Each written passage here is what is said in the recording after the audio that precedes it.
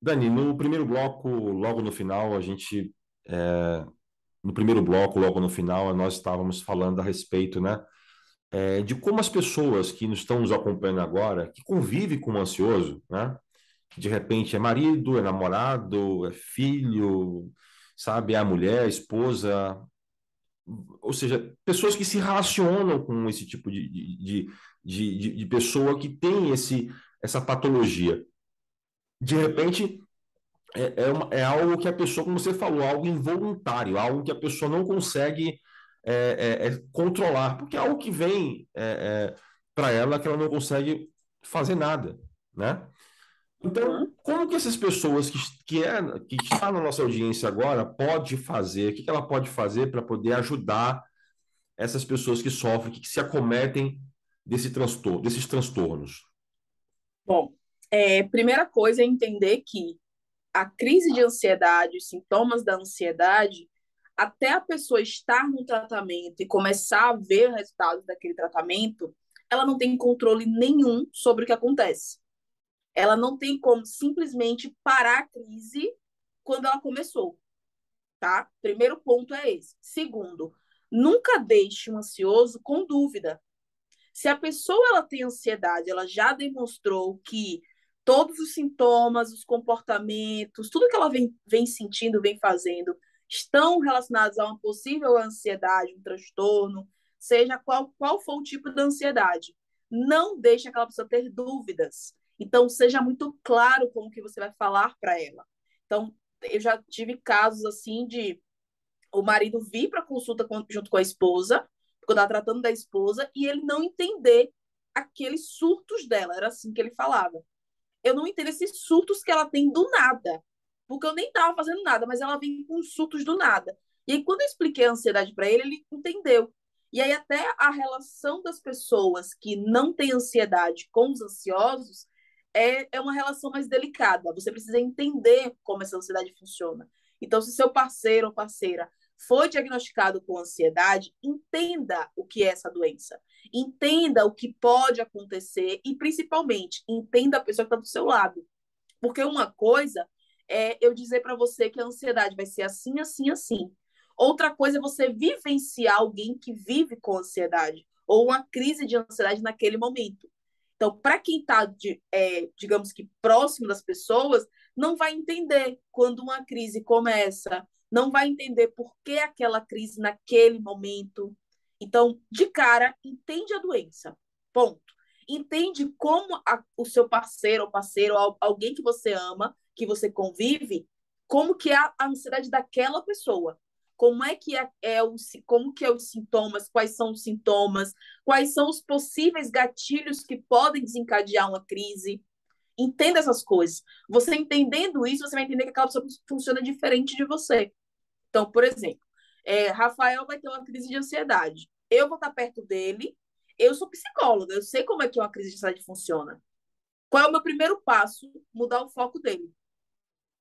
Rafa, o que está acontecendo com você? Dani, minha cabeça está estourando, eu não estou conseguindo prestar atenção em nada, meu coração está acelerando muito, tô começando a sentir o suor nas mãos, eu não estou bem. Rafa, você assistiu Pantanal ontem? Cara, você viu Juma? Você já mudou o foco da pessoa. É mudar o foco dela para algo totalmente aleatório. Então, por exemplo, a gente está aqui no podcast, a gente está falando da ansiedade. Alguém em casa está ouvindo esse podcast e está sentindo que talvez tenha alguma coisa ali. Qual é o primeiro passo? Procurar ajuda.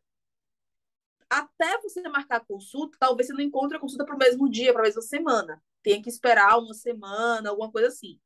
O que você vai fazer? Tentar entender o que está acontecendo com você. Tentar pensar. Por que eu estou ansiosa? Aconteceu alguma coisa que me deixou ansiosa? Não, depois daquele evento tal lá, eu fiquei ansiosa ou ansioso. Não, então tem a ver com aquilo ali. Você já vai começando a meio que encaixar as pecinhas do quebra-cabeça. E para quem está perto, né, para quem está ali no mesmo ambiente, quando você dá essa puxada, digamos assim, fulano pode ser ansioso, meu companheiro pode ser que ele seja ansioso ou ansiosa, pode ser que tenha ali uma ansiedade. Vamos conversar sobre isso? Você acha que você pode ter ansiedade? Porque às vezes eu percebo que tem esse sintoma ou esse em algumas situações, alguns lugares, e ir conversando. Com ansiosos, brigar, discutir, sabe aquela coisa de dedo na cara? Aqui em Salvador a gente tem muito isso, né? Botar o dedo na Verdade. cara da pessoa e falar um monte para ela. Isso não funciona. Isso piora a situação. Com o ansioso, o ideal é o quê? Senta e conversa. Senta e conversa.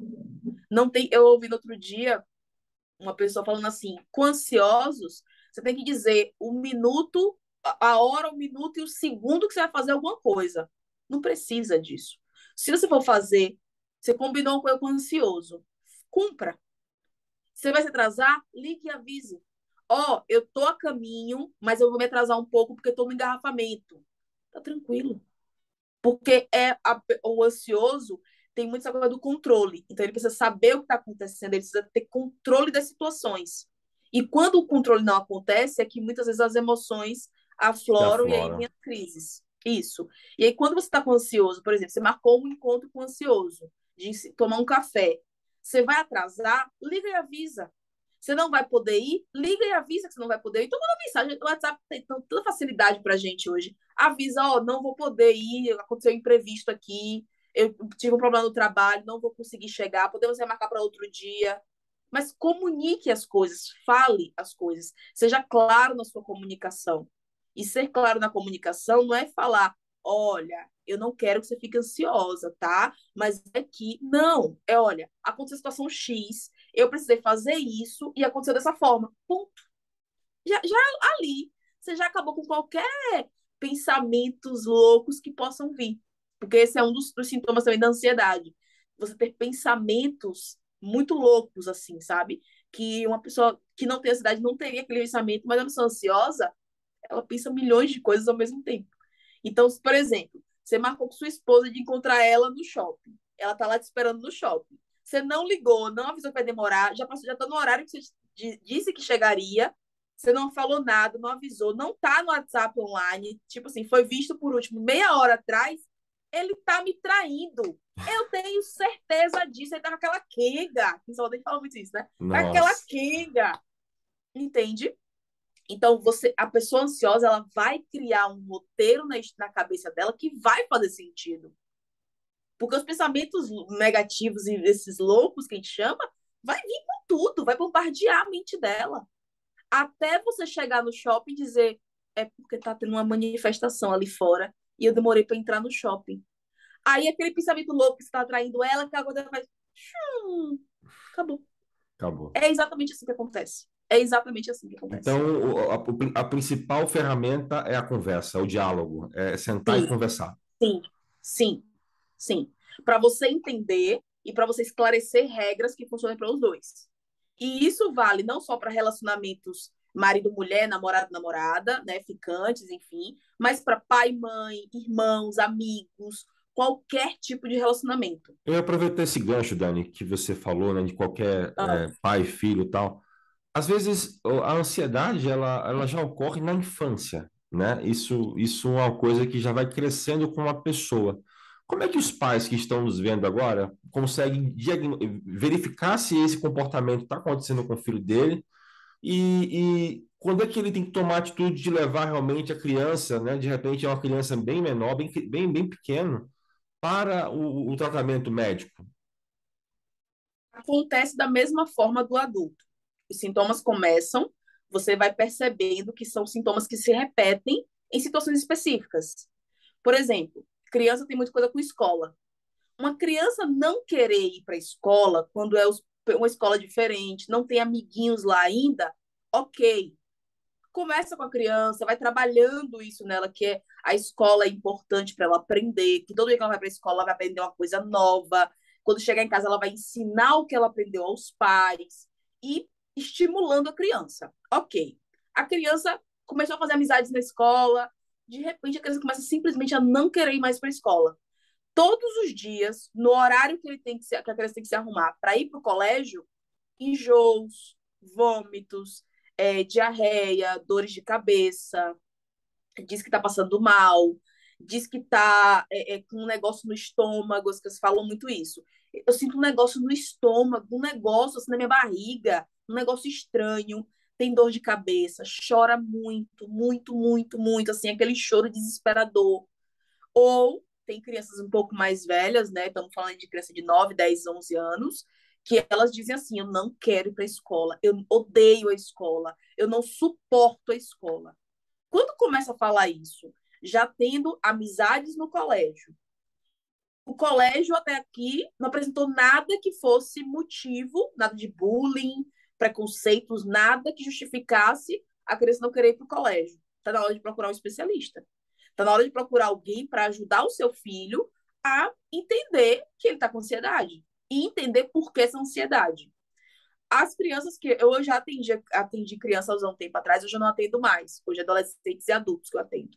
Mas quando eu atendia criança, eu percebia muito assim: a mãe é ansiosa ou o pai é ansioso e a criança presenciar as crises de ansiedade. Criança, ela gosta de ter atenção. Quando a criança não tem atenção, ela vai buscar atenção de alguma forma. Por que a criança faz birra no shopping? Para chamar a atenção dos pais. Se Por que a joga no criança faz chão. birra? Exatamente. Por que a criança faz birra de não se alimentar adequadamente? Para chamar a atenção dos pais. Mas, Dani, tudo é chamar atenção? Sim. Que a criança, até uma certa idade, assim, estou falando aqui de criança de 2 a 4 anos, ela ainda não entende como a vida funciona 100% como nós entendemos. Nós já temos, eu tenho 28 anos, então eu tenho 28 anos de experiência, uma criança tem 2, 3 anos. Como é que uma criança de 3 anos vai saber o que é certo e errado para tudo na vida dela? Não tem como. Então, ela precisa da atenção dos pais para ir guiando ela para aquilo que ela precisa aprender. E eu percebia muito isso. As crianças menores, assim, de 4 anos, 3, elas tinham dificuldade em dizer que era ansiedade quando elas estavam ansiosas. Então, elas choravam muito, diziam que ia morrer. Vou morrer, vou morrer, vou morrer. Tinha uma criança que eu atendia que era assim. Quando no Nossa. início, quando ela chegava com crise, ela dizia, ela estava do coração e fazia: eu vou morrer, eu vou morrer, eu vou morrer. Porque o coração dela batia tão forte, tão acelerado, que ela achava que ia ter um troço. Porque era o que eu via falando dos pais. E era o que a mãe dela fazia.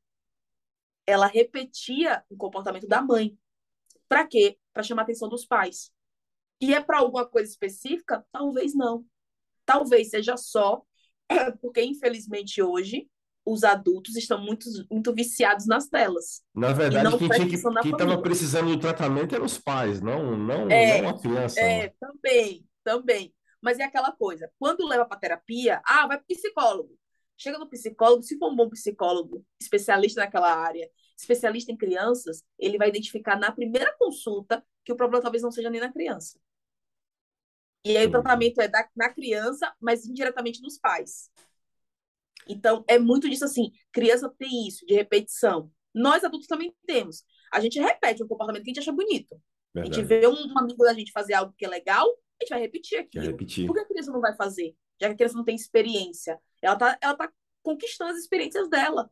Então, ela vai chamar atenção, sim. Só que tem pais que têm um amadurecimento psicológico e vai entender o que o filho precisa, vai sentar com o filho. Como eu já falei aqui anteriormente, a conversa é o que funciona. A conversa é o que vai definir exatamente como a vida vai funcionar. Então, conversa com o filho, explica o que acontece e funciona, sabe? Eu vejo resultados maravilhosos, assim. Dani, falamos sobre sintomas, falamos sobre estratégias, né, de como o parceiro, a pessoa que está lidando com o ansioso pode lidar, mas a pergunta que não quer calar, a pessoa que é Hum. ansiosa, né, que está nos vendo agora, quais são as dicas que você, como psicóloga, dá para que ela consiga sair dessa situação, consiga ter um novo começo, né? De repente, ela não tem o controle agora das emoções, dos transtornos que ela está passando, mas existe um tratamento, né? Existe tratamento para isso, existe uma saída. Quais são as dicas que você, como psicóloga, dá para essa pessoa para ela começar a fazer acontecer na vida dela? Tá. Primeiro, terapia. Terapia é fundamental. É o primeiro passo que você pode dar para tentar resolver essa ansiedade sua. Não existe uma cura. Por quê? Porque todo mundo tem ansiedade. Quem, desculpa, quem não teve ansiedade vai ter em algum momento. Então, não é algo assim que, não, só quem tem o transtorno é que é ansioso. Não. Você pode ser ansioso por algo, como eu comecei aqui falando, por uma coisa específica, depois passar. Tá tudo bem. mas todo mundo tem ansiedade. Então, mesmo com o tratamento, mesmo fazendo tudo bonitinho, controlando as emoções, em algum momento você vai sentir ansiedade. Só que aí é que tá. Quando você faz um tratamento para ansiedade, você aprende a controlar até a ansiedade.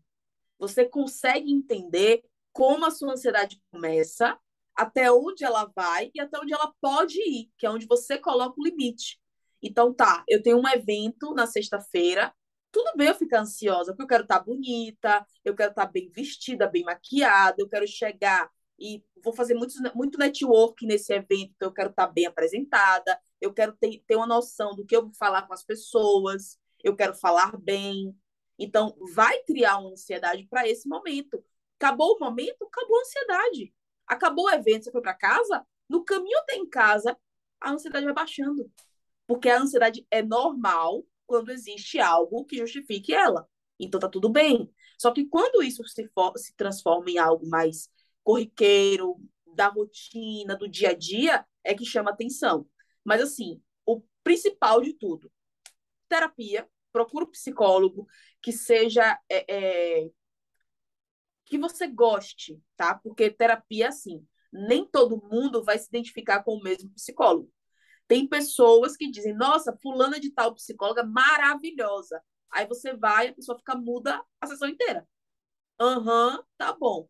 Aí a outra fulana que é psicóloga também que é maravilhosa, fala a sessão inteira com você. Bate boca assim, troca uma ideia muito legal com você a sessão inteira. Tem vários tipos de psicólogos, tem vários tipos de terapias. Então, procure uma que funcione para você. E assim, ó, tem um. Eu não vou entrar muito nesse assunto, mas eu vou só pincelar, porque é assunto para 3 podcasts se vacilar. Que é a questão da medicalização dos transtornos. No caso da ansiedade, existe um tabu muito forte com relação a remédios para ansiedade. Só que assim, ó, todos os pacientes que eu indico que tomem a medicação têm resultados maravilhosos em pouco tempo. Porque o remédio, ele não trata a ansiedade, mas ele alivia os sintomas para a gente tratar esse controle, as emoções, os pensamentos, e vai tirando a medicação para o paciente ir vendo que ele tem força, que ele é capaz de controlar, que ele é uma pessoa que consegue realizar aquilo, que consegue dar conta daquilo. Então, a medicação, ela é uma aliada no tratamento da ansiedade. Vamos acabar com esse preconceito, vamos acabar com esse medo, porque não é nada que dopa a pessoa, pelo contrário, deixa a pessoa mais feliz, mais alegre. Pelo menos é o que eu tô vendo meus pacientes, né? Que estão tomando a medicação, estão se sentindo melhores. E tá fazendo o tratamento avançar muito mais rápido. Então, não existe uma cura? Não. Mas É, existe um tratamento que a sua vida fica perfeita depois. é um tabu que as pessoas às vezes elas carregam, né? Acho que vão tomar remédio, vão ficar louca, vão ficar Isso. drogada, tal. E isso, infelizmente, as pessoas acham que até pelo fato de você vai no psicólogo, vai no psiquiatra porque você é doido, né? Não é assim que o pessoal aqui na Bahia fala? É É, exatamente isso, né? Eles acham, eles têm esse preconceito a isso. respeito de ir no médico para poder tratar da saúde mental. Você não trata da saúde do seu corpo, não trata da saúde do seu coração, não trata. E a sua cabeça? Sua Pois é. cabeça é a mais importante, né? É. Eu sou casada com um dentista. E aí eu brinco com ele, às vezes eu faço, nossa, se eu sentir uma dor de dente, eu não vou procurar um cardiologista. Eu vou pro dentista. Aí ele Exatamente. falou do jeito brincando, eu falei, mas o povo quando tá doente, psicologicamente falando, né? Quando tá cansado, quando tá ansioso, quando tá em depressão, o povo não procura psicólogo, não. Procura um clínico, procura um cardiologista, procura um endocrinologista, porque deve ser alguma coisa hormonal, só pode. Eu já escutei isso de várias pessoas, inclusive. Que aí, quando chega no psicólogo, opa, então é aqui que eu tenho que vir. E eu acho que é muito falta de informação também. A gente não tem tanta informação. Infelizmente, não se bate tanto nessa tecla da informação, de você entender o que acontece, entender quem é que você precisa procurar. Eu tento, né, até pelo canal do YouTube também, eu tento levar essa informação, entregar essa informação para as pessoas. Mas, infelizmente, nem todo mundo acho que quer essa informação também, né? Você tem que Mas levar isso em consideração. mas as pessoas que estão nos vendo agora, Dani, estão achando maravilhosa essa entrevista, né? Como quanto você é qualificado, quanto você discorre bem o assunto e esclarece nos mínimos detalhes ali as nuances do que acontece com a ansiedade. Dani, já está chegando no final do nosso podcast, infelizmente, né? Como você falou, temos assunto aí para mais de três É, podcasts, se deixar, é. né? Mas o que eu queria ver com você é que você pudesse falar suas considerações finais e o que, que você Uhum, espera desse ano ainda, né? Que está para acabar. Já estamos praticamente em setembro, né? Estamos em setembro aqui uhum. e vai chegar um novo ano. Queria que você desse suas declarações finais. Fique à vontade para você falar o que você achar necessário. Vamos lá. Eu sempre gosto de bater na tecla que quando você prioriza a sua saúde mental, prioriza quem você é e prioriza aquilo que faz bem para você. Quando você entende, né, que você precisa fazer isso, a sua vida muda. Muitas vezes eu já atendi pessoas que vinham com a vida totalmente desregulada, totalmente fora do que elas desejavam, e por um simples ajuste de rotina, de entender o que é prioridade, o que não é prioridade, a vida da pessoa muda. Mas não muda como um passe de mágica, não é uma fórmula mágica que eu vou prescrever e a pessoa vai tomar e vai tudo ser maravilhoso e perfeito. Não. É uma questão de crescimento contínuo, né? De melhoria contínua. Então você começa e você só para quando você realmente se sente bem com aquilo. E a ansiedade não é diferente. A ansiedade é uma construção de uma nova identidade sua. E imagina que, a partir de hoje, você é diagnosticado com ansiedade. A sua vida não acabou. A sua vida começou. Só que agora de uma forma diferente. Então, você vai ter comportamentos diferentes que vão fazer bem para você. Coisas que você vai agregar na sua vida, agregar à sua rotina, que vão te fazer bem a cada dia.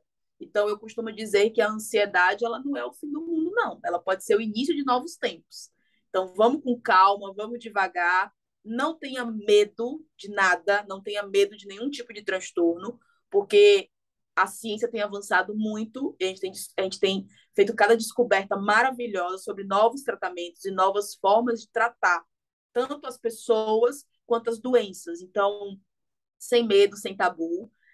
Tem uma dúvida? Manda, pergunta, tenta esclarecer essa dúvida. Hoje, o que eu vejo, eu fico muito feliz com isso, é que a maioria dos profissionais hoje abrem caixinhas no Instagram para você mandar uma dúvida. Então, aproveita isso, manda sua dúvida, esclareça aquela dúvida que você tem. Ah, eu não sei se aquela psicóloga é boa para mim. Marca uma consulta. Você não vai morrer porque marcou uma consulta. Marca uma consulta, conversa.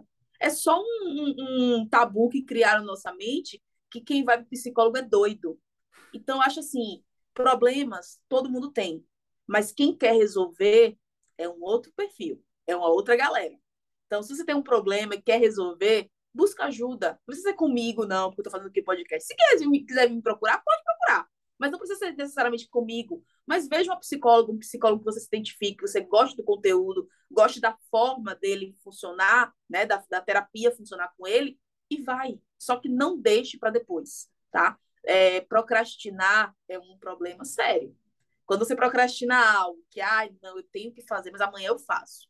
E é algo que tudo bem ser para amanhã, tudo bem ficar para amanhã, não tem problema nenhum mesmo, não. Tudo ok. Mas quando é você, quando é a sua saúde mental, não deixa para amanhã, não. Faz agora, faz hoje, tá? E eu queria muito agradecer vocês pelo convite. Fiquei muito feliz. Como eu falei, eu falo muito, eu gosto de conversar. Eu começo a falar e aí eu vou tendo ideias aqui na minha Maravilhosa, cabecinha maravilhosa. e não para. E eu desejo para esse ano aí, esse final de ano de 2022, início de 2023, eu desejo que as pessoas tenham mais consciência de quem elas são, que elas busquem mais o autoconhecimento. Porque quando você está bem, você não perturba a vida do outro. Você vai se preocupar com a sua vida apenas. Então, vamos cuidar da nossa vida, deixa o outro cuidando da vida dele. A gente não tem que se meter na vida do outro, só na nossa, tá? Se cuidando, dá tudo certo. Legal. Se você que está nos vendo agora no YouTube gostou dessa entrevista e de repente você tem uma pergunta a fazer para a psicóloga Daniele, nós vamos deixar aqui na nossa descrição o link das redes sociais também do YouTube, do canal do YouTube da psicóloga Daniele, aonde você pode entrar em contato, você pode segui-la também nas redes sociais e também, de repente, se você quiser ser atendido por ela em algum momento, vai ter também o telefone dela lá, o contato, para poder você fazer essa comunicação e começar seu tratamento se você achar melhor. E se você está gostando da entrevista, meu amigo, se inscreva no canal, compartilha, comenta aqui, Fala o que você achou, de repente você tem algum comentário a fazer sobre esse assunto da ansiedade e de repente a gente pode até passar esse assunto aí para a nossa psicóloga, que ela pode estar respondendo para a gente, tá bom? Dani, obrigado, foi um prazer, Obrigada.